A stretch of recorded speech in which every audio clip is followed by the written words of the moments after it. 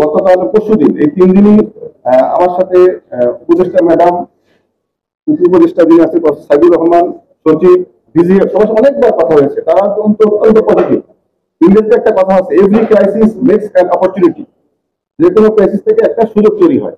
তো যেহেতু আমাদের একটা সুযোগ এসছে, আমরা কিন্তু যে পরিমাণ আশ্বাস পেয়েছি আমাদের উদ্যোক্তা মহল থেকে, আমি বিশ্বাস করি, আমি আপনাকে কথা দিতে পারি যে অবশ্যই আমরা অ্যাডভান্টেজ অনেক উন্নত মেডিকেল বেশি পাবো, অনেক বেশি পাবো, কোনো সন্দেহ নেই। কালি রাত্রে আমি সারা জুম মিটিং করছি তাদের সাথে, এবং তারা কিন্তু আমাদেরকে ভ্যাকসিন দিয়ে দিবে। অলরেডি 4 জন ডাক্তার আজকে পদায়ন হয়েছে।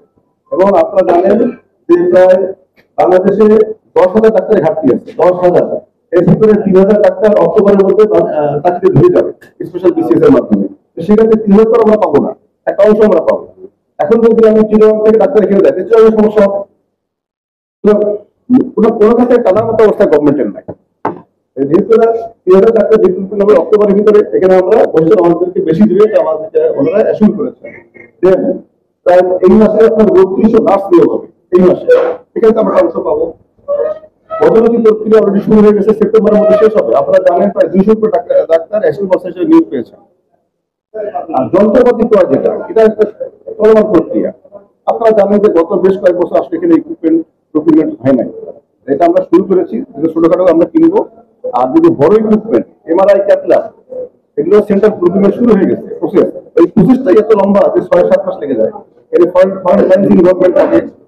তো আমাদেরকে কিন্তু ওরা কথা দিয়েছে, একটা এমআরআই দিবেন, একটা ক্যাথল্যাব দিবেন, একটা সিরাম দিবেন। এগুলো আমাদের প্রয়োজন, এগুলো সব পাবো।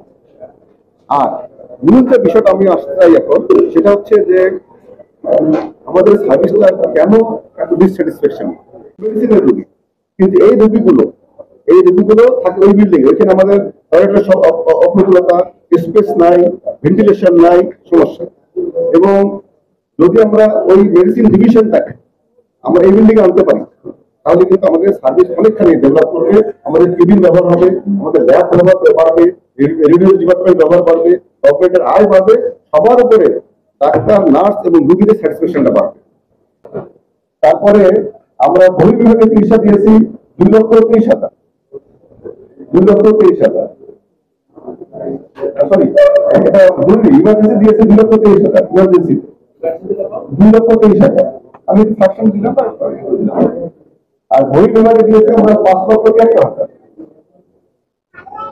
আচ্ছা, আমাদের মেজর এবং মাইনর অপারেশন হয়েছে আমাদের 31,397টা, 397।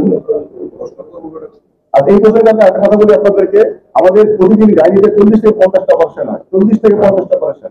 আমি এসে দেখি মাত্র একটা ওটি 3টা বেড। আপনার হয়তো দেখার সুযোগ নেই আপনাদের। আমরা কিন্তু নিজের বাজেট নতুন একটা ওটি রেডি করে ফেলেছি, এবং অপারেশন হচ্ছে, দুটো টেবিল আমরা বসিয়ে দিয়েছি। এখন কিন্তু একই সাথে আমাদের 5টা টেবিল অপারেশন হয়, 5টা টেবিল। আচ্ছা, চোখের অপারেশনটা আসলে আমরা বের করতে পারি নাই, এটা একটু সময় লাগবে।